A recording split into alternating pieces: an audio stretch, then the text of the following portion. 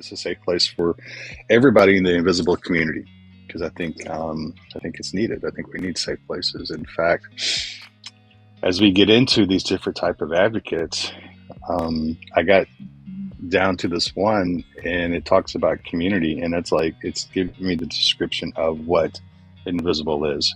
Yeah, I was like, hmm, so cool. this is pretty much dumb luck. I had no idea, right? But here we are. So, um, I wanted to do advocates Hmm. because I see a lot of advocates all over the place here, X, and I don't recommend getting on X, formerly Twitter, unless you really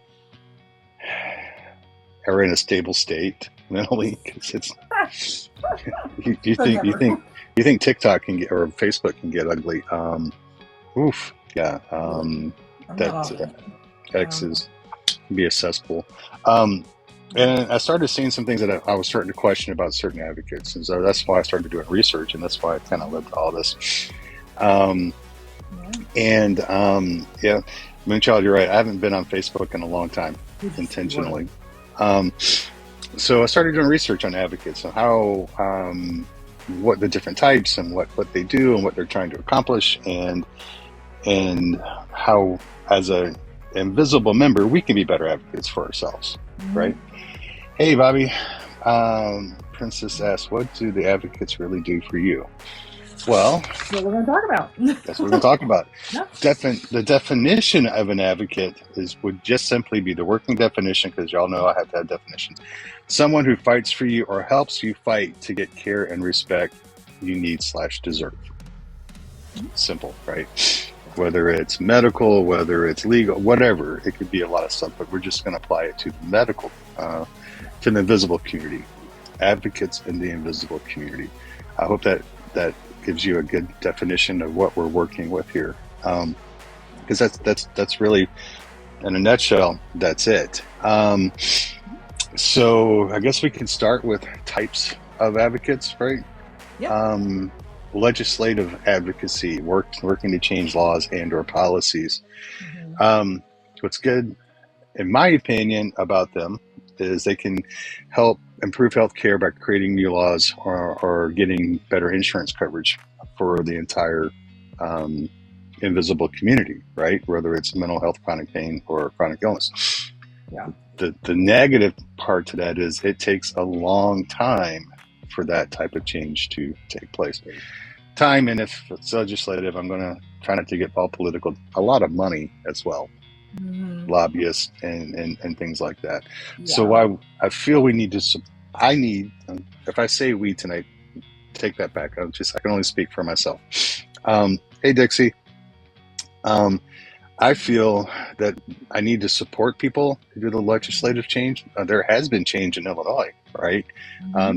Patients there have gotten more protections. Um, but that change is very, very slow as it goes across the nation. Yeah. We've seen that in medical lettuce use, right? Hmm. Some states it's legal, and in some states, like where yeah, it's not. It's still highly, they'll hook you up. So that's just an example. I'm not coming out pro wheat, pro lettuce, or against lettuce. I'm just using that as an Yeah. example. So that's one type. Hmm. The next type, when I didn't know how to describe it. Yeah. And so I've become a very big fan of AI. Particularly, I know this is a hated dude right now, Musk and his Grok AI, Yeah. because it's free, I right? started using that today because of you. And the Google AI is really good, I think, for pictures, for images, but for the questions I have, anyway, works for me. So I couldn't think of how to describe this next group where they come out and they share the horrendous stories of a cancer patient not getting their meds, or a lady who had a double mastectomy and they're offering her Tylenol, right? Hmm. Um, and um, that's horrendous, and we need to hear those stories. Yeah. Um, Grok, the AI, titled it as horror story advocacy. Yeah. They, and that's what AI named it.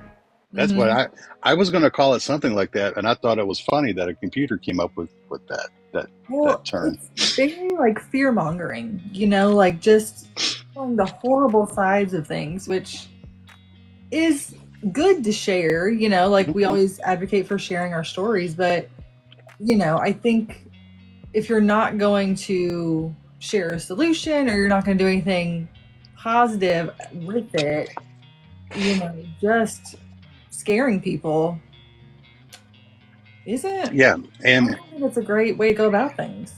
I read a study, and it wasn't just a summary. I read the study. It was done in Britain, where in particular it studied mental health patients Mm. and the impact of horror story um, advocacy, where these horror stories are shared, but there's no solution offered, Yeah. no anything, right? Just this is what happened. And they found that upwards of 18% of the people they studied decided not to go seek help because they're like, look at this is what's going to happen to me. I'm not going to take that med because it's or the doctors are telling this person they're not getting any. The stories are horrific, but there's not any call for action or any suggestions for action.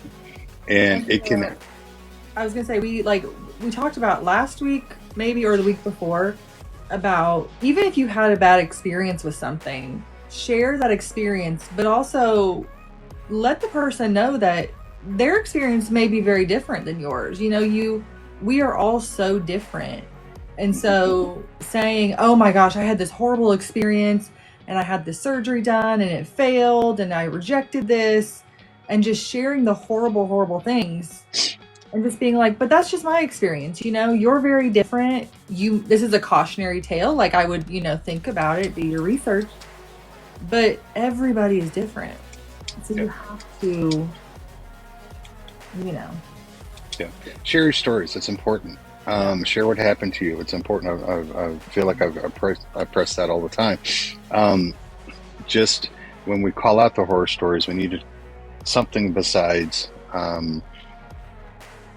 I almost said it, and I'm not going to. Um, try to put something into it, a true call of action at the end, and because we don't want to scare people away from actually trying to seek help. That would be a nightmare. That would be a horror, right? yeah. So, um, some positive things about horror story. It does raise awareness, but like I said, the negative is it can scare people away, making them think that nothing's going to work or all doctors are terrible. The next one would be in-person one-on-one advocacy. That would involve coaching. That would involve possibly going to appointments with somebody. And I'm a big fan of that. I am a think this is the huge. one where you think of an advocate, this is what you think of. Like a person there to help you. Yeah. We had Scissortail on last week, right? Scissortail is an incredible advocate. Whether she may not be able, she's in Oklahoma now, she may not be able to go to your appointment with you, but she'll be able to guide you and offer solutions and offer ways to word things and offer suggestions on how to present things to the people that you're going to go see. A positive for this one-on-one, it really helps people feel supported and guide them. Like I said, negative, it only helps one person at a time. And a negative we need to be careful with a one-on-one is sometimes one-on-one advocates can get a one-size-fits-all solution. Yeah. To where they say, in every single case, this is what you need. This medicine is what you need. Or every single case, this implement fails and you don't want to use it. Right.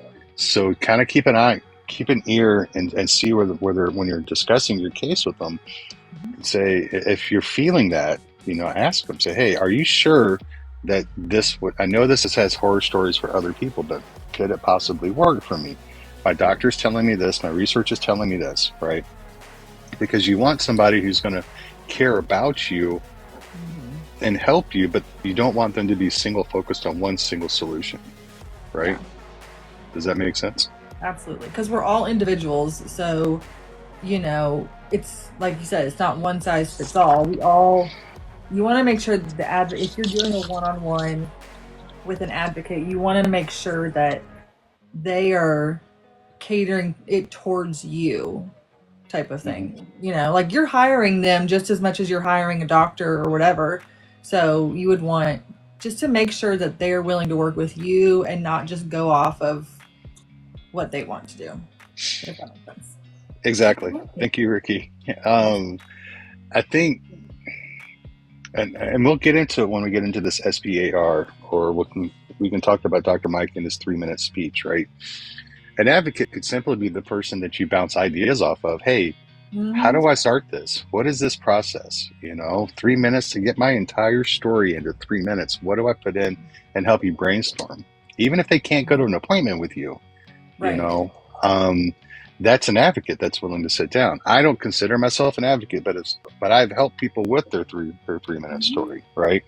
I guess I am, if that's the definition, right? But there's tons of people in this community who have done their 3-minute story and it's helped them, that will be willing to message back and forth or to get on the phone with you and talk and say, hey, your 3-minute story is actually 10, right? So let's get down to what's important. And Dixie, thank you for doing that. I forgot to say, if y'all share the live, I'd appreciate it.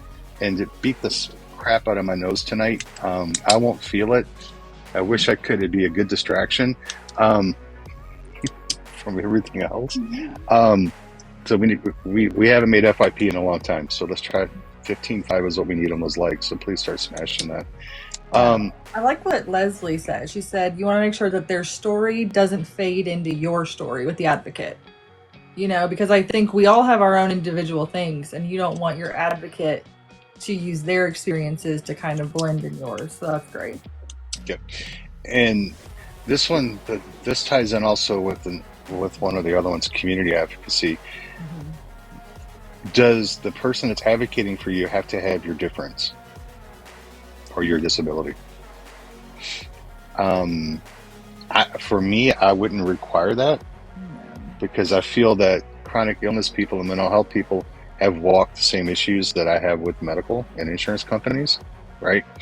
So I would look for well-rounded instead of this person has sciatic pain in their right leg, they have radiculopathy in their thighs. I don't want to do a whole checklist. Right. I would want to say, hey, have you had worked with people that have had experiences taking this type of pain med? Have you worked with people that have had experiences with this type of implement device put inside of them? Good and bad. Can I get good and bad stories from you? Can I get your input on physical therapy? Can I get your input on yoga, on acupuncture, and see what they know? I can't stress how I feel that Sister Tail really, to me, in my heart, just if I Googled or asked AI, send me a picture of an advocate in the community, if they would just send me Robin's picture, because that would be it. If you guys haven't talked to her, please start following Sister Tail Ranch. I can't beg you enough to do that. Tamara says, some advocates I've worked with are really foul and mostly bully. Careful who your advocate is. That's exactly what we were saying. Just ask a lot of questions. Interview them. It's like interviewing a new care person, right? You need to we need to make sure it's a good fit. And shop around. There's, if y'all haven't met Leslie, Leslie's screen name in here is Leslie Haynes, and I can't remember the numbers. Leslie did a lot of help with us in the last couple of lives, doing research from the mental health aspect of it. Leslie would be somebody else to reach out to, to talk to about, and just ask these advocates lots of questions before you go in head first, right? Just like you would with another doctor, Yeah, for sure. Educational advocacy, research and scientists working to solve problems. I would say the positive is they're going to solve pain one day. Fingers crossed. Okay. If I'm going to hope big. I'm going to hope really big. Um, Negative, it's just like the legislative, right? It takes forever and a day to get something accomplished. Not necessarily their fault, but it's just how science is, right? Yeah. Um, and the next one is invisible. You found it. No. Community groups. Yeah. Groups coming together, online communities brings a lot of us together to share tips on how to make, right? Share our stories, so in hopes that share our lived experiences so others can be a little bit better. Does that sound familiar? Well, congratulations. We fell right into the definition of community advocacy, and I never had even thought of it like that. Yeah. Never. A year ago when I started bitching about Dr. Pena, I never ever thought that I'd have 30 people on a live listening to this. I never thought that we would have the traction, but it works because when people share their stories and their experience, their lived experience, it's so much better than reading it in a textbook, right? Mm-hmm. So the negative, though, and I've mentioned it several times, it can become an echo chamber. Yeah. Right. You gotta be careful. We're only hearing what we want to hear, and that's why some new creators that are on the block, like Snarky, the Snarky Pharmacist, it's like a breath of fresh air coming in, right? Because she doesn't hide the ugly. She did a TikTok on one of the reasons why meds were so hard to get, and it upset some people. But unfortunately, what she said had a lot of facts behind it, and it was valid. So we need to make sure we're hearing from all sides. Yeah. I said it again. I said I need to make sure that I'm getting it from all sides. Yeah. I mean, I get a lot of other stuff from all sides all the time, yeah, you do. but I need to make sure. And as much as I love Grok, I still have to go to Google or go to WebMD or go to NIH or go to other places to verify and back up information, good or bad. Even though I try to stay away from Dr. Google, because Dr. Google scares the hell out of me, Yeah. It really does, The good thing about like the community advocacy and like what we've done here is the online part of it, because there's support groups that you can go to, whether it's for mental health, health issues, whatever. There are support groups that meet all around town, and that's just not possible for some of us. And having this online group that we can still meet but be in the comfort of our home, you can be in bed while you're watching or listening, but you're still included, I think has opened up a world for so many people. And I think it's just wonderful. I'm so thankful for, TikTok and this online community. Remember when it was banned for a week? Yeah. No, didn't you? In the absence of community and how people were scrambling. Mm-hmm. I'm not. People weren't missing me per se, which is fine. But we were missing the community. Yeah. Right. And it shows the positive impact it can have. Ricky said everybody lost their minds. Yeah, we did. It was because we're being chronically ill or disabled, especially for a lot of us who are more homebound. It's very isolating already, and then we're able to find this group, and this is like our socializing time, like the one time we get to socialize and have fun with people, and like the thought of that being taken away was like really sad and devastating. I'm not gonna lie, I cried. It's fun.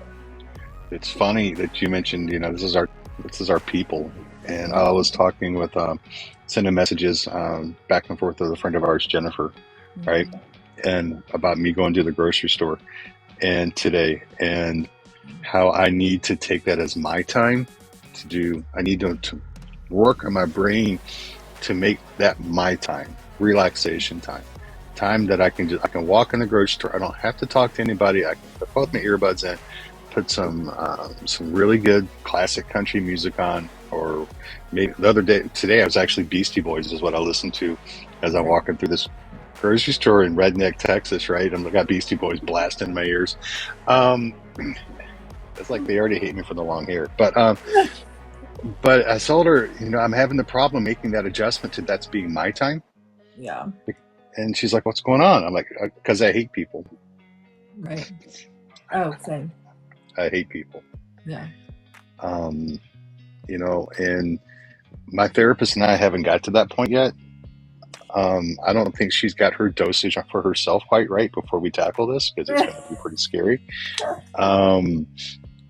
But I don't hate people. I love people. Yeah. I've spent 4 years on the street getting loves and hugs and sometimes kisses and handshakes and gifts from people who literally didn't have a pot to pee in, right? Because I love them so much and they love me. Yeah.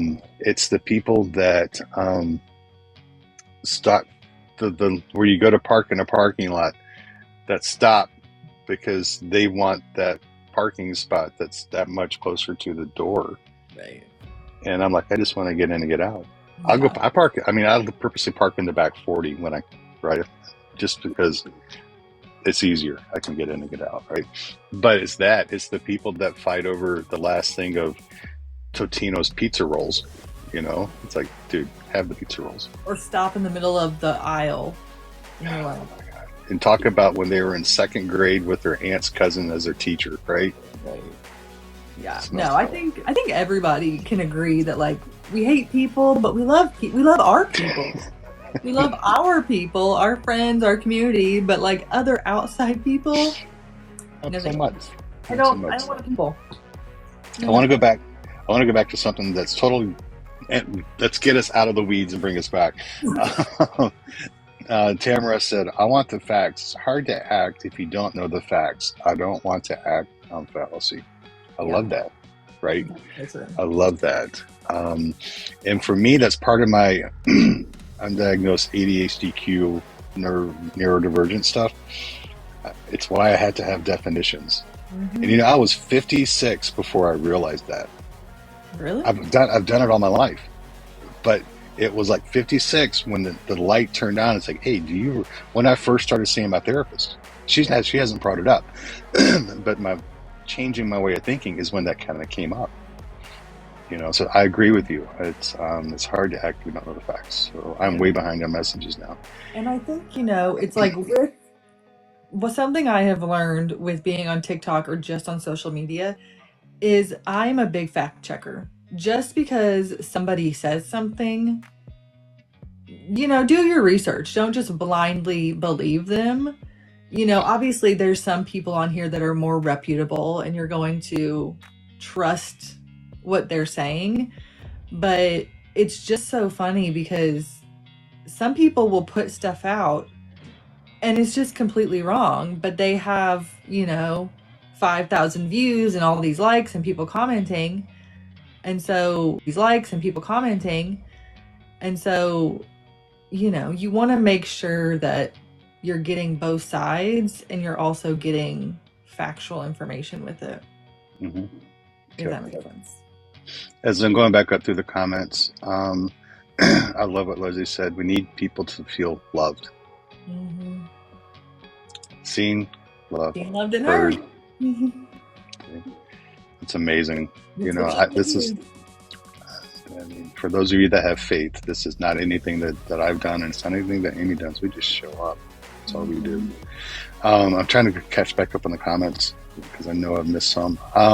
Before we get into SBAR, and I love this SBAR.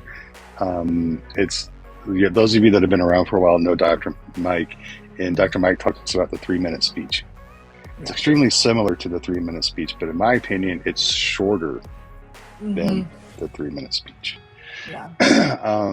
If you missed the video, SBAR is described. Well, it's a technique that's taught in all over, but a lot of places in medical schools, whether it's doctors, nurses, PAs, you name it, insurance companies, right? As a it's suggested to use the tactic that's taught to them to help them actually hear what you're trying to say. So SBAR, situation, background, assessment, and recommendation. Yeah. That's it, right? So, and I've mentioned in a couple of videos, Snarky teaches this to pharmacy students, right? And she does it because it's the same thing when we go to our PCP, our pain management, our therapist, our shrink, whatever. Maybe not therapists and shrink so much because they're paying for that time, but ERs, emergency rooms, right? Where there's so much information and there's such on a limited time frame for us that we need to get to it. Yeah. And cut, I mentioned earlier, it's like, man, your 3-minute story is 10 minutes. I love the 10 minutes. Can we get coffee and talk about it? Right. Yeah. But does your doctor have the 10 minutes? Does a new specialist have they even looked at your file yet to understand you? Right. Chances are in your first appointment, they haven't. That's a hard pill to swallow for a lot of people. It was very hard for me to swallow. Yeah. When Charles says emergency rooms and out of network are legit flying blind, they are. Yeah. So, and like I mentioned in the video today, I love knowing the rules to play the game, right? And I feel like taking this little bit of inside piece from the healthcare and insurance companies and turning it back on them, I think is great. I think it's really, really good. Number one, it makes me feel like, gotcha, right? Which I love that feeling sometimes when I'm dealing with healthcare people. Please tell me I'm not alone, y'all, in the comments. But at the same time, if they're trained in this and we feed into what they're trained, and it's like I said, if you know the rules to play the game, if you know how somebody wants to hear it or how somebody wants something done, that's half the battle in a new situation, right? So if you're giving them how they're expecting it, maybe that's going to bring us to a better level to set a foundation for. Yeah. I'm hoping I'm not getting too philosophical there. So, before we even get into it, any type of advocacy you do for yourself, this is going to hurt. This is going to hurt. Try to keep emotions out of it. Yeah. Try to keep emotions out of it. It's hard. It's hard. Because we hurt. Mentally, physically, illness-wise. We hurt. And nobody understands it like we do. Right. We wrote the book, chapter, verse. We wrote it. We live it. But I'm not saying don't tell your doctors you hurt. But try to keep it a business relationship almost type of a way. Leslie just said here, at my last appointment, I reintroduced myself and used SBAR, and the visit went amazing. Love it. Yeah. So self-advocacy is so important. So true, Cindy.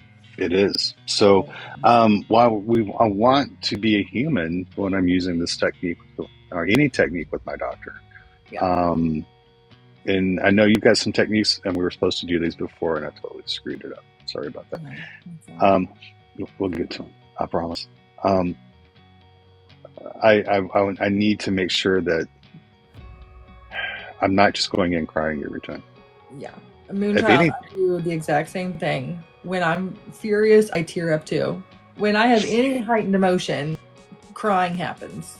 It's so easy. And yeah, I feel like everybody's done it at least once. So it's really helpful. I just don't want to go down my experience with that. So SBAR, situation, background, assessment, recommendation. What is it? Situation. What's happening right now? Explain your current problem in 1 or 2 sentences and be clear and focus what's urgent. Hey, I'm here today because my chronic pain has gotten so much worse in the last week. I'm having trouble sleeping. I can't go see my grandkids because I'm in so much pain. Yeah, simple as that, right? Now, there's probably 10,000 other things I can't do. I can't walk the dogs. we're moving and I've got to get these boxes done and I can't move the boxes once I load them. There's 10,000 more, right? But I think what it's suggesting is pick out two of the worst. I was gonna say, Two of the pick most, out two of the ones that are affecting you the most, maybe. yeah. Yeah. And I think, because remember, we're on limited time, right, to get their attention and to understand what's going on. Background. What's the story behind your problem? And while this may be more important when you're seeing a new specialist, I think it's important, like Leslie just said, reintroduce yourself with it. You know, share key facts, help the doctors understand what's going on with you. I've had fibro for 5 years. Usual pain meds aren't working, and my depression is getting worse because of the pain. Yeah. Okay. I could say that in 72,000 words. My back pain, I've had back pain since 2016 due to an accident at work that wasn't my fault. I lifted a pallet and the thoracic disc blew out when I picked the pallet up. Since then, I have a hard time sitting in a car when I'm driving for more than 10 to 15 minutes. Yeah. I've been on pain meds for this amount of time, and I appreciate the pain meds that you're getting me, but you see what I'm saying? The background, how I could add 72,000 words to it. Oh, for sure. And I'm not trying to discount anybody's story. Please don't think that I'm doing that, because I'm not. Your story is important. Your entire story is important, right? Cindy, SBAR. So this is just like a simple way to talk to your doctor and healthcare providers so that it's like a 3-minute little speech about your situation. So it's situation, background, assessment, and recommendation. And that's kind of what we're going through right now, just to be concise. And this is taught, Buck says, is SBAR pretty universal at colleges across the US? It is taught for most healthcare providers. I will say I went to physical therapy assistant school, and we went over this. Whenever Keith brought it back up, I was like, that sounds super familiar. And then I started looking at it and I was like, oh, we talked about this. So like, even in that profession as a physical therapy assistant with physical therapy, it was brought up. So I can imagine any type of healthcare profession, they're talking about it in some shape or form. So I would say and again, I think by answering, by giving them what they need to know in a style that they're accustomed to, I think can give us a leg up. I'm a huge fan of Dr. Mike. I am a huge fan of Dr. Mike, and I really need to go back and do whatever I got to do to get him out some more lives with me, because I miss talking with him. Just physically, life sucks. And his 3-minute speech is great. I used Dr. Mike's techniques that he put in his book when I went to go see my current doctor. And this is just another way to look at it. And it's taking the 3 minutes, I think, and condensing it even shorter. So I'm not going against what Dr. Mike says. I'm not going against what any other health professional says. This is just a suggestion. Remember, y'all, what type of license do I have? A license to drive a vehicle in the state of Texas. That's it. And I will say, a lot of healthcare professionals, they use a lot of acronyms. So like to do charting notes or things like this, they love a good acronym. So the SBAR is just an easy way for them to remember things. And so the simpler, the better type of thing. We have a lot to remember. Yeah. Leslie says try to use it with her clients, but it's not always applicable. It's not. And this isn't a guarantee it's going to work, right? Doctors, you're going to run into buzzsaws. I guarantee it. Yeah. I guarantee you're going to run into buzzsaws. So that would be background. Assessment. So situation, S, background, B, assessment. What do you think is going on? As the patient, when you're walking in, what do you think is going on?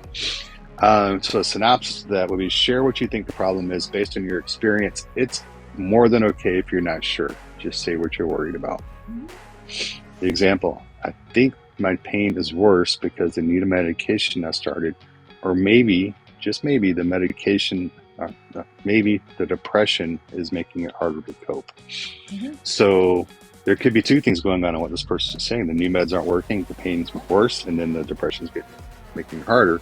And I say all the time, it's like a snake, right? The pain and or illness or mental health flaring, getting worse, feeds the depression, which feeds into, right? And, so that would be the assessment. It doesn't have to be my thighs are on fire. I think I have CRPS, right? It doesn't have to be that. But if you do honest research, not just Dr. Google, offer what you think. What is your own assessment, right? And don't be afraid to do that. I understand that a lot of doctors are afraid of intelligent consumers of medical care, right? They don't like smart patients or patients who research. I'm not saying go in and read off the doctorate thesis she wrote on medical care, right? No, just remember that all this is just type of things, The right doctor will appreciate it. I truly believe that. I think a lot of doctors would appreciate it. Yeah. There are going to be some, like Dr. Pena of Granbury, Texas, who's now in Fort Worth, Texas, at a sports rehab. Best of luck. We got situation, we got B, background, we got A, assessment, we got R, recommendations. What do you need or what do you want? Tell the doctor what you're asking for. Try to be specific about what you think might make you feel better, right? Be realistic in what you think might make you feel better. Can we say that too, right? I know I always ask for more because I want to negotiate down to the middle to what I accept, right? Negotiation. So keep that in mind too, because every doctor is going to be different. An example of the recommendation: I'd like to try a different pain med or see another specialist. Can we talk about my depression, right? And if you can get that down, 6 sentences, 8 sentences, there's 5 here, 10 sentences. That's less than 3 minutes, right? And you've met their need because they don't have a lot of time. It's rare. I mean, I was very, very blessed when I went and saw my doctor. It was this week, wasn't it? And I had to give him really a lot of information about what's going on with Val.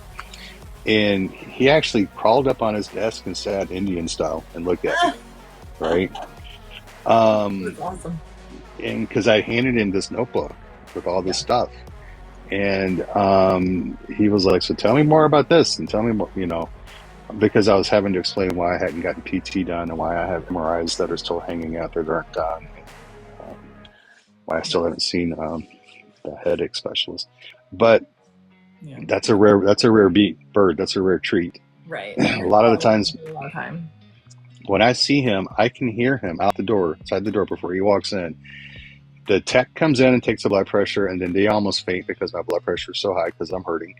Then they leave, and I hear them talking outside the door to the PA. And the PA comes in and says, how are you? What's going on? Da, da, da, da, da. Do you need refills? Yes, I do. What do you need refills on? This. Okay. Then they leave, and then like 5 minutes later, I hear the PA telling the doc everything that I just told her, right? And then he comes in, and that's really where it all starts, right? So I think if we can get this down to 10 sentences as a goal, obviously 15 works, right? 8 would work for some people, right? I think, I don't know, am I wrong? Y'all, I mean, tell me, if I'm off base with this, please tell me, because I don't want to put out bad information or things that I believe will work here. If this light's bothering you guys, here, is that better? And I don't want to put out bad information, but each letter down to a sentence or two, you can really explain what's going on in a clear and concise message and be done. Because, like you said, a lot of times when you see a new doctor, you don't have the luxury of sitting there and talking to them and telling them your entire history and blah, blah, blah. So Going through menopause over there. Feels like it. Sorry. So having this little Cliff Notes version, I think is really, really helpful. And if you could, like I said, if you can get it down to a sentence or two for each one, it'll be great. And then obviously in the background, we have more information about us, right? Right. Um, And then hopefully they'll ask questions and then you can fill in more information. But you have to go in assuming that they don't know anything about you and that you don't have a lot of time. I think because otherwise you don't know what's going to happen. So I think that way, and then they can ask questions, like I said, and you can fill in more information and whatever, but they have a limited attention span. These doctors, they are not going to sit and listen for 10, 20 minutes. They're just not gonna. No, and yeah, I just think that if we can use their methods with them, right? I think that's a good thing. And there is just scratching the surface on this SBAR and different ways to implement this and different techniques inside of it. I am still thinking about doing a live just on SBAR. I don't know if it'll be a Tuesday, but if there's interest, let me know. I think we may be able to get one of the benefits of all this, y'all, that you guys get to do. Sarah, you're a rock star. Thank you. One of the benefits of Invisible is we get to talk to some incredible people. Dr. Mike, we had Snarky on. We had Leslie on just the other night. Mental health professionals, right? That come on and give us information and give us help with no charge, right? And Snarky teaches this. And I would love to have her come on and teach me how to use it. Yeah, who better? Right? And because she believes in it, Leslie believes in it, Timmer, I mean, there's a lot of people in the field that know this is a thing. And I think if we can have somebody who's taught it come in and so that is the only way I can see it is use the methods. Yeah, I like that, Dixie. Use their methods to our advantage, and that's it. So if there's interest in doing a live, and if I think Snarky would do it. If we can get Snarky to do it, let me know. Message me, message Amy, and let us know, because we'll do what we can to get that set up, because there's so much more into this, you know. You, Miss Amy, you had some good suggestions earlier, and I got way out of order, and I blew right past them. Yeah, so that's okay. No, it's not.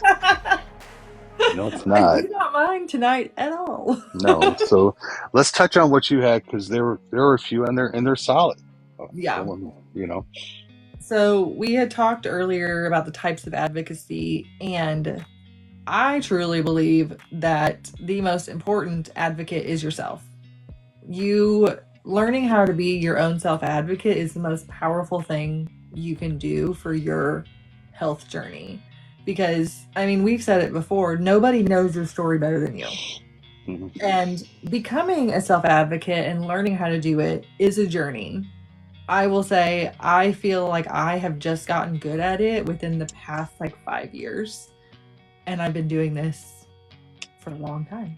But I kind of went down the rabbit hole and looked for tips and tricks about how to become a good self-advocate. Like, what do you need in order to be the best that you could be? So here's a couple suggestions. So the first one was obviously educate yourself on your condition and the treatments that are like the up-to-date treatments. Because, I mean, I feel like that's just kind of common knowledge. Like, you want to know everything about your conditions. But whenever you go in, and I will say, whenever I was trying to figure out, I'll just use my POTS as an example. When I was trying to figure out exactly what was going on, I was tracking things, I was researching all the different things, what my symptoms could be. And I went to my PCP and I said, this is what I think it might be. I've researched this condition. I think this is what I have. I match all of these symptoms. Can we do some testing? And they were like, yeah, actually, now that you bring it up, that makes complete sense. And so had I not gone in educated on what the condition was and the treatment options and the testing, Lord knows how long it would have taken to get a diagnosis, because at that point it had already been years. So and Valerie would be another good person to talk to as well. Her condition is so rare, yes. And that they were all, her and her doctors are grasping for straws. And so they she had to do a lot of research, and that's what led to her diagnosis. Yeah. So. And I mean, the thing is, especially whenever I'm not a huge fan of self-diagnosing, but because so many symptoms overlap. But I think if you're working with your doctor and tracking what's going on and researching the possibilities, that is super helpful. And like Dixie said, a good provider will listen. Others will disagree, and I have had many disagree with me in the past, so I totally get that. And Patty, real quick, I don't know if your doctor is right about side effects, but I was on the receiving end of horrendous side effects of a medication, and my situation didn't clear until I got off that medication. So sometimes those side effects that you read on the boxes are real. So keep that in mind. And absolutely. And this isn't one of them, but just a little tidbit. Anytime you start a new medication, make sure you just, in the back of your mind, what the major side effects are, or even minor side effects, so that you can keep an eye out if something starts to come up, and you can kind of determine if maybe it is a side effect or not, because I've had that case with multiple medications where all of a sudden I'm like, wait a minute. This is new. This is new. Like, what's happening? Oh, it's a common side effect of this medication. Ding-a-ling-ling. Yeah. It is. So, yeah. All right, I got my cheat sheet. Sorry. Okay, so another one is building your confidence and developing clear communication skills. So, learning to be assertive. And that was the hardest thing for me to learn, is to be very specific, be assertive, stand firm in what you're saying and what you're doing. And something that helped me in the beginning was rehearsing conversations or rehearsing what I wanted to say before I went into an appointment, which, some may say talking to yourself makes you a crazy person, but short trip. Apple doesn't fall far. Can I add to that? Take notes. Yes. Business index cards. You don't have to be a nerd like me, right? But don't be afraid to walk in with something to read it. Because I forget so many things when I get there and I get flustered and things get going sideways. Yes, you get nervous or anxious, absolutely. And notes, that can definitely help. Yeah. Another thing is something I've talked about before and I absolutely love is my medical binder. Organize your medical information, all your medical records, any testing you've had done, blood work, whatever. Take that in with you so that, I've had some doctors question things I've had done. I've said, oh, I've done this procedure or I've had this imaging, and they're like, you couldn't have had that done. And I'm like, oh, well, let me show you. Open the binder and show them. So having that information and having it all organized is just a helpful tool. And you don't have to take it to every appointment. Like, obviously, I feel like a medical binder is more for just the first appointment, in my opinion. But it's helpful when you have it all in one spot. This thing has become more times than I'm not even going to the doctor's office, and I'll toss this in the Jeep with me when I take off. You know, it's like Terry said, if I don't write it down, I forget it. But as that binder, we had a guest on Thursday Night Invisible a long time ago, and at a young age, like 17 or 18, I think. Don't hold me on the dates, so I'm not going to mention their name because I don't want to get anything wrong about a specific person. Anyway, the idea behind it was at 17 or 18, she'd had a hysterectomy due to her medical condition, and the doctor she was talking to, that was way too young, you know. And she's like, she opened her binder, said here, and handed it to him. You know, she's like, this is a copy as well as the radiologist review of an MRI that shows that I'm missing those parts in my body now. And she said they still didn't believe it. Right? Well, that still, no, that doesn't happen to people your age. It doesn't happen at that age, right? That's when the whole screen flooded with like 20 ladies saying, yeah, 16. I mean, some as low as like 15, right? Yeah. So, all right, I didn't mean to go into the woods. Sorry. You're good. Jira said, is a medical binder because your providers are with different hospital systems? So not necessarily. I will say mine are all from different places, but even if they're all within the same healthcare system, I have found that they all don't communicate, and all the electronic records, sometimes things are missed and they're not in there, or somebody didn't input it correctly. And so having your own physical copy of all your imaging, blood work, medical records, notes from appointments is just, a really good backup to have with you to take. And especially if you're going from different places to different places, that is super helpful then. But I have had so much success with my medical binder. I tell everybody to do it, and I swear by it, because they, like we said earlier, whenever you go to a new place, chances are they know nothing about you. Even if they've requested your medical records, they probably haven't looked at them. So having it right there for them to look at, game changer. Yeah. Sarah, a good person is so important. Yes, it is. And we know we haven't done a live and brought that up in a long time. Maybe that's coming up in the future. Yeah.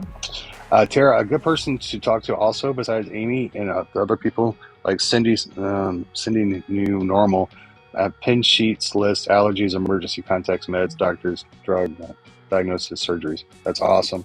Another one, Tara, to maybe talk to would be Ricky. I know Ricky did a video on her medical binders about a month or maybe 2 months ago, and it was really good. The styles of binders she uses probably not for me. Yeah. But look past that. I have a video in my drafts of my medical binder. I need to post it. I think I was going to, and then so I forgot. Yeah. So. But yeah. Oh, and then the last thing about being a good advocate that I'm going to touch on is, and we actually talked about this earlier, was managing your emotions and setting realistic goals. Because, this is a frustrating process, especially advocating for yourself, and all of that is frustrating because you're going to hit roadblocks at every turn, it feels like. And so, like we said earlier, people, whether you get frustrated, mad, sad, angry, the normal thing, I mean, at least for women, maybe not men, but for me, is to cry or to get mad or to curse out the staff. But you have to learn to manage those emotions, and that is also really hard too. You can cry in your car, but try and manage those emotions when you're in there, because just from personal experience, the medical providers are not going to take you seriously if you're crying. They're going to tune out at that point. And just setting realistic goals. So, start small. Like, what's the acronym for setting goals? SMART. Set SMART goals. Specific, measurable, attainable, realistic, and timely. How do I know that? I have no idea. setting like realistic goals, smart goals. So that's really important too. Like I said, healthcare people love our acronyms. Yeah, you guys do. I was just thinking the same thing. It's like, that's crazy. One more thing on being your own advocate. Yeah. I get it. It's not easy. I get it. It's not easy. No. It is not easy. It takes I'm not. Just like finding a better healthcare doctor isn't easy. But I promise you, once you start taking the first steps, you're going to see some changes in yourself and how you start. We all know we deserve better care. And I think that once we start taking the steps to stick up for ourselves in the polite way and in the proper way, using Dr. Mike's 3-minute speech, SBAR, whatever technique, having an advocate go with you to the doctor, that you're going to start seeing changes. Yeah. And I think for myself, it was the limit to the bullshit that I would accept from a healthcare person. And I think for me, the driving force, and I've talked about this before, is anger. Just anger. And that drove me to start saying, this is enough. Well, I got to figure out how to make this better. Yeah. And so it's Lauren, and if you, Snarky, you are not alone. We were literally just talking about this earlier, how we have all cried during an appointment. We've all done it. I've done it recently. It's frustration. It's, getting hit with roadblocks, and you're standing up for yourself, but you're not progressing any further. And it's just, this life is hard. And I think crying during these appointments or after the appointments is just a very natural thing. I think it really is. But I think, hey, Robin, if there's any group that's going to do it, it's the invisible group. I think, and I've said this before 1,000 times too, I don't think people who are blessed with really great health, overall health, just great health, that have never had to fight for something in the healthcare system, that they would break. Oh my gosh. Quick. And where unfortunately we've been treated like we have in the past. And so now we start searching for ways, whether it's SBAR or other ways, to start fighting for ourselves, and to get it out. And please don't be afraid to reach out to myself or to Amy or to Joe or to Dixie or to Ricky or to Leslie or to Scissor Tam. I can name 34 names right now. To bounce ideas off of others, to ask questions. Would you say this in your meeting? Would you include this in your SBAR to your doctor? Would you leave this out? Or what was your experience with this treatment? Do you know of anybody that's had a different experience, right? We are all wealths of knowledge in our own right. Like, we've all gone through so much. And so even if you just want to vent, send me a message, vent to me. I am here to listen. I love it, because we all need those things. We all need those people to talk to, bounce ideas off of, all these things. And this community is just full of people willing to listen. Yeah, exactly. So just keep that as an option in the back of your head, and I've gotten much better about my messages. I've cleared out some messages. But email keithcpp@gmail.com. WhatsApp, message me. I'll get you my cell phone. You can get me on WhatsApp or you can text me. Whatever's easiest for y'all. But I beg you to start trying to find ways, baby steps, to start advocating, being your own advocate. And hang on, I need to check something real quick. Yeah. Well, I don't see her on the list. So, and I'm going to talk with Snarky about seeing if she'll help us teach a class on SBAR on a live. Yeah. So, and I'm going to try to get Dr. Mike on a live. But anyway, I'm in the weeds. You know. You know what? I think we're doing good for tonight. We haven't gone off in the weeds too much, I feel like. And we're both a little woo-hoo tonight. Yeah, we are. We got victories. Today's Tuesday, so we got to do victories. Can I go first? Yeah, please do. We're moving. Woo! Yes, we have a house that's on wheels, an RV fifth wheel. On purpose, we chose to live the lifestyle, right?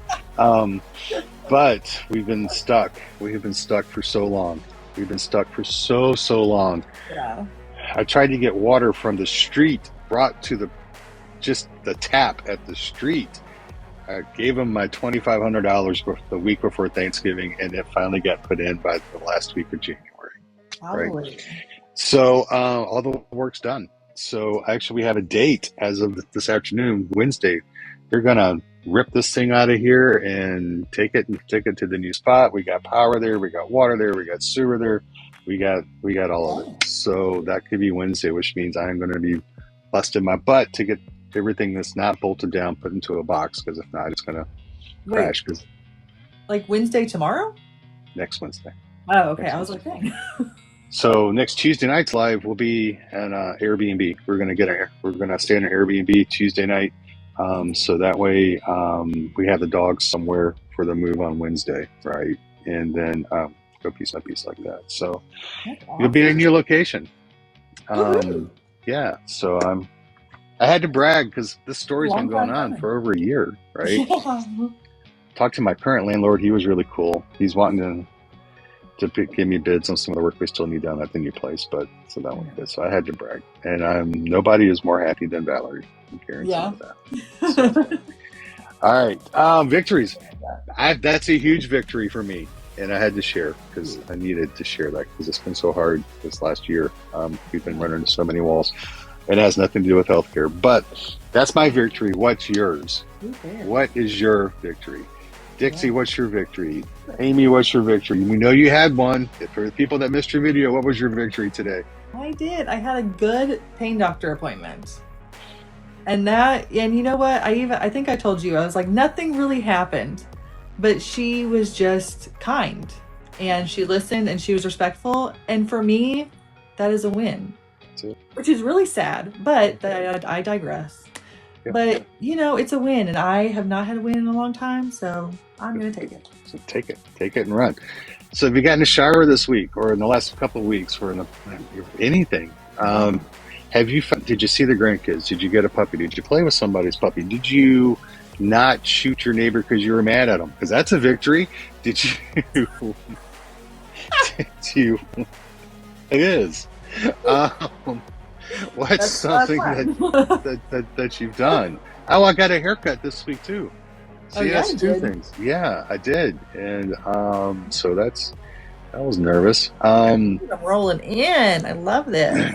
I love Scissortail. Congratulations, our place is still standing after 4 days of fires a mile away. It is bad in Oklahoma, y'all. Oklahoma, it is bad. Leslie, my client had a major breakthrough. I'm celebrating. That's awesome. Dixie cleaned the house. Clean your aunt's house, top to bottom. That's awesome. Yesterday, Erica says, wash my hair today, change the sheets on my king-size bed. And that's a two-person job. For somebody who's not invisible to understand what it's like to change sheets on a bed, see that when I tell you they wouldn't survive it, because just doing that is a nightmare, right? That is a two-person job in this household. That is a definite two-person. Lana, I saw a rheumatologist today getting referral to endo. Finally. Hallelujah for that. That is awesome. And Joe dropped the big... Joe got approved for his... that is so... Joe, we are so awesome. I almost cried the other day when you told me that. That is just... I'm so happy for you. That's a relief. Buck says, had my neurologist appointment, MRI Saturday, EEG 2 weeks, cognitive to be scheduled. I hope they all come out what you need for them to say. Terry, victories, making it through the day. Grandma washes my 3-year-old grandson. Hallelujah. You made it through today. Thank you for making it here tonight. That is awesome. We appreciate you for being here tonight. Look at all these victories. This is so awesome. Joe, I am like still on cloud 9 for your victory. Sarah, oh my gosh, little puppy Walt is 13 weeks. That is the cutest puppy, y'all. If you have not seen Sarah's puppy, I mean, I had thought about driving to Texas just so I can snuggle that puppy. I'm like, it's the cutest ever. Cute. Have you seen Walt's feet though? Those paws? They're like this. Big puppy. That boy's gonna be big. Scissortail, floors are done in the house. Hallelujah, moving in next week. Hey. Right there with you, kiddo. See, these are the victories that people in the normals don't get. People who are blessed with good health care don't understand how simple washing our hair or stuff like that really are victories, and they are appreciated and they're needed. You know, they really, really are. So... You know what? I do have a little bit of tea just really quick because I saw something today. I was sitting outside, obviously, and this really isn't tea, but I got a kick out of it. So 2 houses down, we have 2 college boys that live together. I call them douchebag number 1 and douchebag number 2. Because they're not very, I've had to listen, I had to find his mother on social media and message her because she owns the house, because they were acting crazy in the middle of the night, drunk, just talking outside, and they wouldn't listen to me. So you're that neighbor. Found their mother and I got them in trouble. So they act right now. But anyway, so a couple weeks ago, one of the boys he came out of the house, and following him came 5 girls. And I was like, oh damn. So then today I'm sitting outside and they're both gone, their cars aren't home, and so I assume nobody's in the house, and all of a sudden these 2 girls come out doing the walk of shame with their bags and just the messy hair and the sunglasses on, and they walked past me because they had to go to the parking lot where their cars were. And I was like, oh, good morning, girls. And they were like, I texted my husband so quick. I was like, oh my God. I just saw 2 girls do the walk of shame. Tell me that you didn't call the boys' moms and rat them out. I didn't. All right. I didn't. But it's so funny because, man, the girls I see come out of that house sometimes, I am like, get it? I mean, listen, live your life. Kids today, right? Kids today. I'm like, yeah. One day those boys are going to be like getting out of bed at age 40 trying to move because their knees and their back are shot. They better live it up. Listen, you know what? Live your life, boy. Yeah. But it cracks me up because the one kid that his mom owns the house, he always used to be super calm. He never had people at his house. And then this other kid moved in about a year ago, and the girls that are now there, I mean, it's happening 2 doors down. So in other words, you're saying the kid went from having A's and B's grades to being a player, right? Yeah. And so, okay, gotcha. Within a year and a half. It's hilarious. I got a kick out of it. I don't know if that's tea or not, but I thought it was funny today. Yeah. So get it while you can. You know what? Get it while you can, kids, because you're gonna get older. Dixie said Jeff caught a boy sneaking in our daughter's window 14 years ago. Oh, if we're going down this path, y'all, if you live in an area of the country where you can have basements with slide out doors, yes, it is not recommended to have your son, his junior year in high school, move his bedroom from upstairs to down in the basement.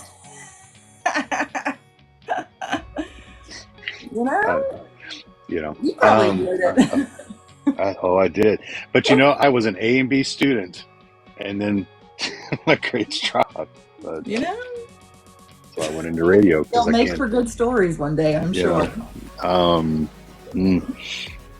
But see, dogs are easy to get past. You bring dog treats, That's true. like a hamburger or something, and you distract them, and they'll take that and leave you alone.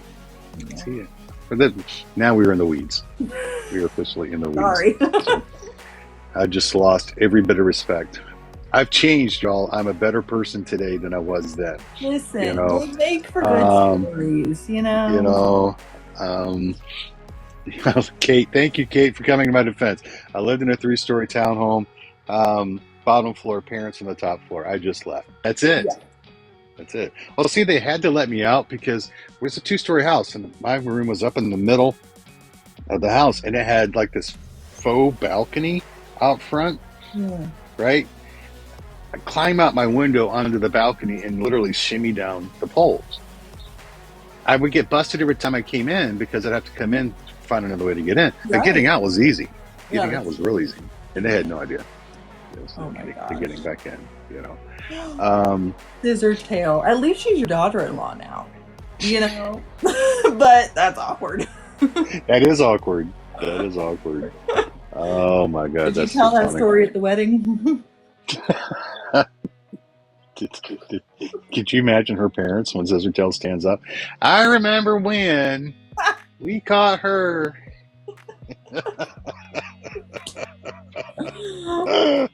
That would have been awesome. That would have been awesome.